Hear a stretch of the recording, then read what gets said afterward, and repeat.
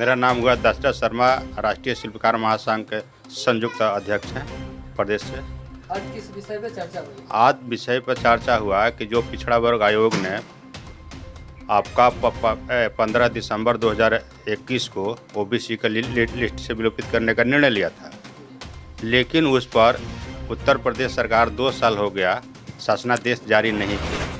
मुख्य उस बिंदु को लेकर के हम लोगों ने बैठक रखा, आगे क्या प्रारूप तैयार किया जाए।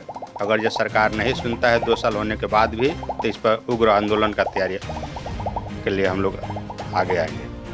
अभी तक इससे पहले कहीं प्रयास किया है? नहीं, इससे पहले आपका लखनऊ में धरना दिया गया, बनारस में दिया गया, अंबेडकर नगर में दिया गया, देवरिया जिला में दिया गया, राष्ट्रपति प्रधानमंत्री साहब को जौनपुर भी दिया गया। परिणाम है कि आंदोलन के बदौलत आपका पिछड़ा वर्ग आयोग ने माना कि हमसे गलती हुआ है। ये क्या निर्णय हुआ? निर्णय हुआ कि ओबीसी की लिस्ट से विलोपित किया पिछड़ा वर्ग आयोग ने। उस समय आपका माननीय अध्यक्ष थे जसवंत सैनी जी, वो हम लोगों के लिए महत्वपूर्ण निर्णय एक लिए, लेकिन उत्तर प्रदेश सरकार उसका शासनादेश जारी नहीं किया अभी तक ले। 2 साल हो गया, नहीं उसका उचित कोई डॉक्यूमेंट साक्ष्य उपलब्ध करा रहे हैं। ये सबसे तो सोचनीय प्रश्न उठ रहा है ना, सरकार पर सवाल उठ रहा है कि आखिर फाइल गया तो कहाँ गया। जब सरकार का एक विभाग ने निर्णय लिया और उसका सरकार अपने संज्ञान में न रखे, इससे बड़ा दुर्भाग्य क्या माना जाएगा। क्या नाम है आपका? अपना परिचय दें। प्रोफेसर विक्रम देव आचार्य। आज किस बिंदुओं पे चर्चा हुई, किस चीज़ के लिए बैठक? हाँ, बता रहे हैं। हम राष्ट्रीय शिल्पकार महासंघ के राष्ट्रीय अध्यक्ष हैं और मुद्दा आज की बैठक का था शिल्पकारों के साथ जो अब तक जो है उनके साथ कार्रवाई जो शासन प्रशासन द्वारा की गई है और आगे क्या उस पर कार्रवाई होनी है, उस पर चर्चा के लिए गोष्ठी आयोजित की गई थी, जिसमें कई जिलों के कुछ मुख्य कार्यकर्ता राष्ट्रीय शिल्पकार महासंघ के आए हुए थे।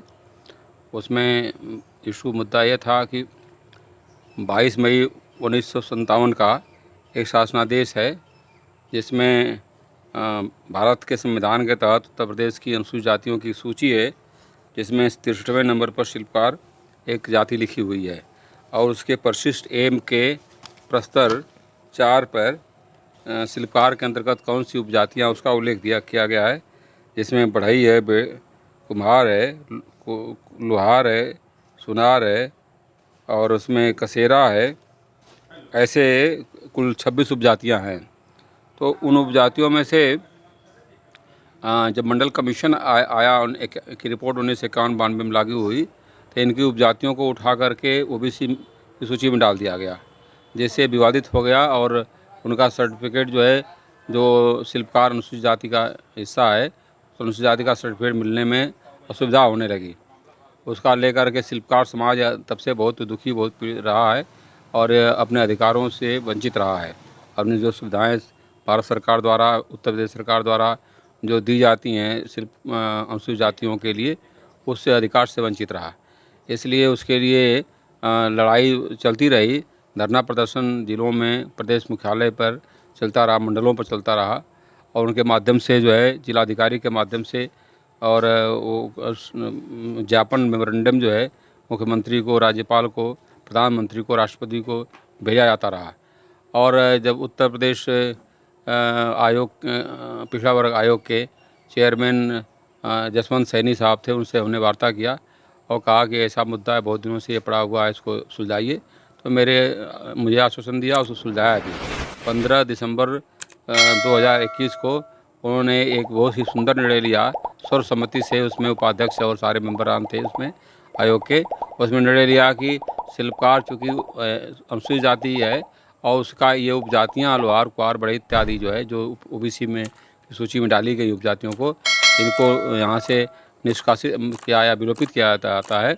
और ये निर्णय लिया था, दूसरा निर्णय, कि अब से कभी भी भविष्य में इन उपजातियों को ओबीसी की सूची में डाला नहीं जाएगा। ऐसा निर्णय हुआ। 16 दिसंबर को अगले दिन अखबारों में सारे बड़ी प्रमुखता से वो अखबार में न्यूज़ छपी और पोर्टल वगैरह पर भी चला और हमको बधाइयाँ लोग देने लगे, लेकिन बाद में किसी दबाव में कैसे उस फाइल को दबा दिया गया, आरटीआई एक्ट में मांगा गया, तो उसमें बताया गया कि 15 दिसंबर को कोई बैठक ही नहीं हुई, 7 जनवरी को बैठक दिखाया गया। इसमें कहा गया कि जो है कोई ऐसा निर्णय ही नहीं हुआ कोई।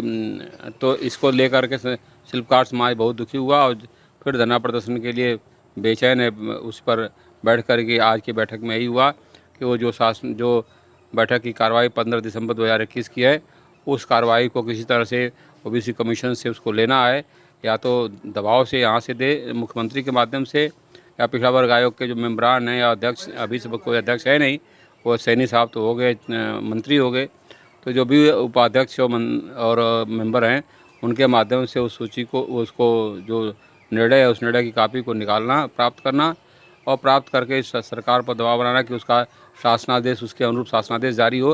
अभी तक शासनादेश जारी नहीं हुआ उसके अनुरूप कि ये विलोपन का, कि उत्तर प्रदेश की पिछड़ी जातियों से ये जो शिल्पकार जाति की उपजातियों को विलोपित किया जाता है, ऐसा शासनादेश जारी होना चाहिए था। शासन का आदेश अब तक जारी नहीं हुआ, उसके लिए प्रयास करना कि वो शासनादेश जारी हो, मुख्यमंत्री के यहाँ से, गवर्नर के यहाँ से, राष्ट्रपति के यहाँ से, चाहे वो मेमोरेंडम के द्वारा, ज्ञापन के द्वारा या धरना प्रदर्शन के द्वारा होगा। अगर यदि उससे नहीं होता तो ये निर्णय लिया गया कोर्ट के माध्यम से, हाई कोर्ट के माध्यम से उस पर शासन को आदेश निर्देशित करके, डायरेक्शन दे करके उसको प्राप्त किया जाएगा।